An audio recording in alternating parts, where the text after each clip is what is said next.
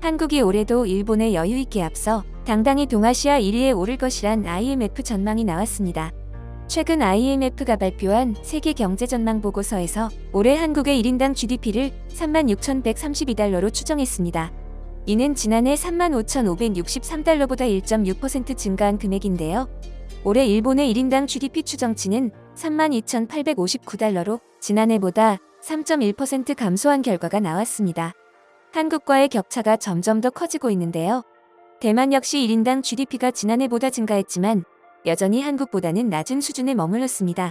IMF는 내년 한국의 1인당 GDP를 37,675달러로 전망합니다. 이는 일본 33,234달러보다 2,064달러, 대만 32,859달러보다 2,751달러 각각 높은 수준입니다. IMF는 한국이 오는 2027년 처음으로 1인당 GDP 4만 달러를 돌파할 것으로 예상하고 있는데요. IMF의 이런 전망과 관련해 전 세계는 놀라움을 금치 못하고 있습니다.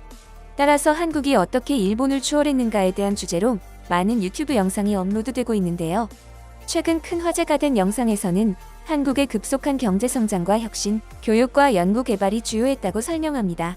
After the Korean War in the 1950s, South Korea was one of the poorest countries in the world. Ravaged by war and colonial exploitation, the nation lacked the natural resources and industrial base required for significant economic growth. Japan, in contrast, was experiencing a rapid post-war recovery. The United States had poured billions of dollars into Japan to rebuild its economy as a buffer against communism, resulting in Japan becoming one of the most advanced economies by the 1970s. South Korea's initial post-war strategy revolved around heavy reliance on foreign aid, particularly from the United States. However, by the 1960s, South Korea began to adopt a more aggressive, state-led approach to economic development under the authoritarian regime of Park Chung-hee. His government embarked on a strategy of export-led industrialization, focusing on building key industries such as steel, shipbuilding, and electronics. Japan's large conglomerates, such as Sony and Panasonic,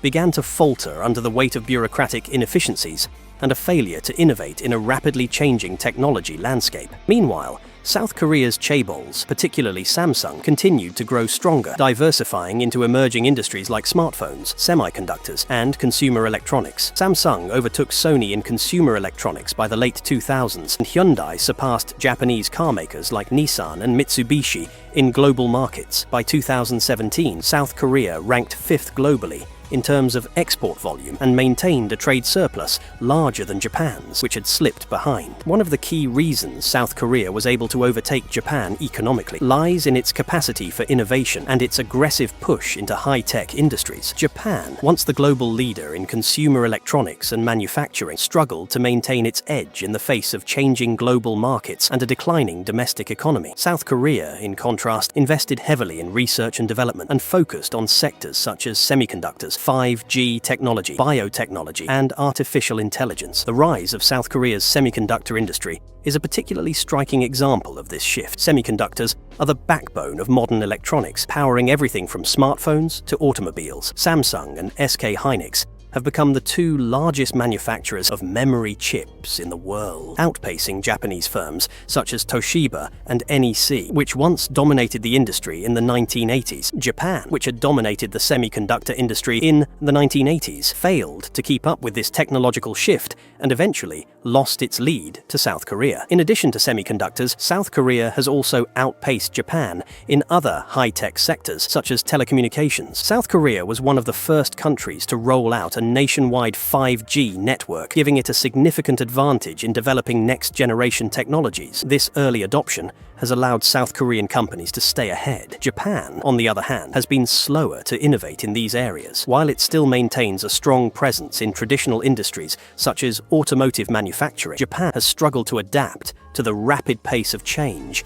in the technology sector. This failure to innovate has contributed to Japan's economic stagnation, while South Korea has continued to grow. While Japan once boasted one of the highest standards of living in the world, it has struggled to maintain that position in recent years. South Korea, on the other hand, has seen rapid improvements in living standards, particularly in urban areas like Seoul, where the quality of infrastructure, healthcare, and education rivals that of any major city in the world. South Korea's rise above Japan in terms of economic growth, living standards, and technological innovation is a remarkable achievement. Once a war-torn country reliant on foreign aid, South Korea is now a global economic powerhouse, driven by its innovative cables, cutting-edge technology, and strategic investment in high-growth sectors. While Japan still remains a significant global player, its stagnation in key areas has allowed South Korea to pull ahead.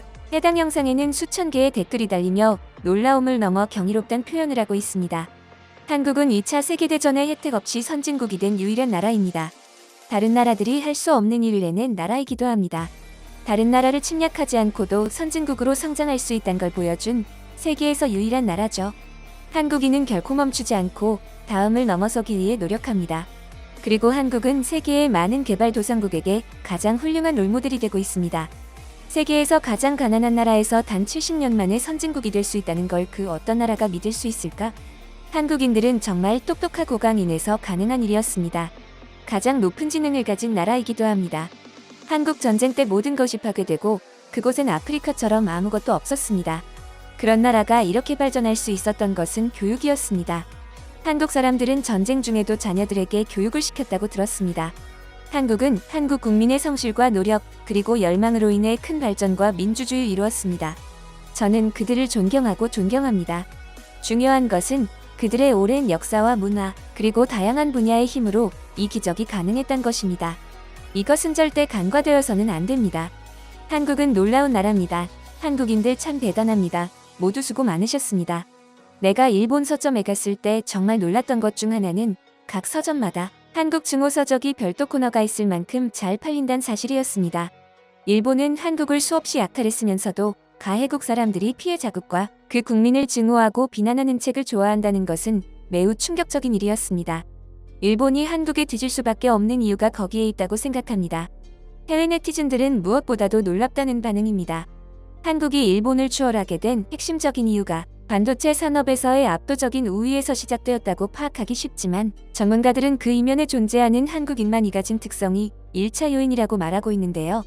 미국 싱크탱크 브루킹스 연구소는 한국의 성공을 다음 3가지 핵심 요소로 분석합니다. 첫째, 한국은 산업혁신의 골든타임을 놓치지 않았습니다. 2010년대 초반 일본이 전통적인 제조업에 안주할 때 한국은 과감히 반도체, 배터리, 디스플레이 등 미래 산업에 올인한 결과입니다. 둘째, 한국의 기업 문화입니다. 많은 의견이 분분하지만 한국 대기업 시스템은 신속한 의사결정과 대규모 투자를 가능하게 했습니다. 셋째, 소프트 파워입니다. K-POP, K-드라마 등 문화 콘텐츠의 성공이 한국 제품에 대한 글로벌 선호도를 높였습니다.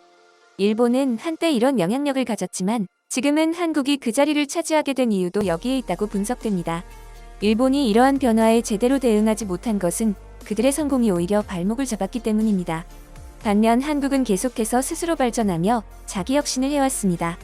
이것이 바로 한국이 일본을 추월할 수 있었던 핵심 이유로 평가되고 있습니다. 여러분의 소중한 의견을 남겨주세요. 바쁘시더라도 구독과 좋아요 부탁드립니다. 시청해주셔서 감사합니다. 앞으로도 더욱 노력하여 유익하고 재밌는 콘텐츠로 찾아오겠습니다. 지금까지 단골이슈였습니다.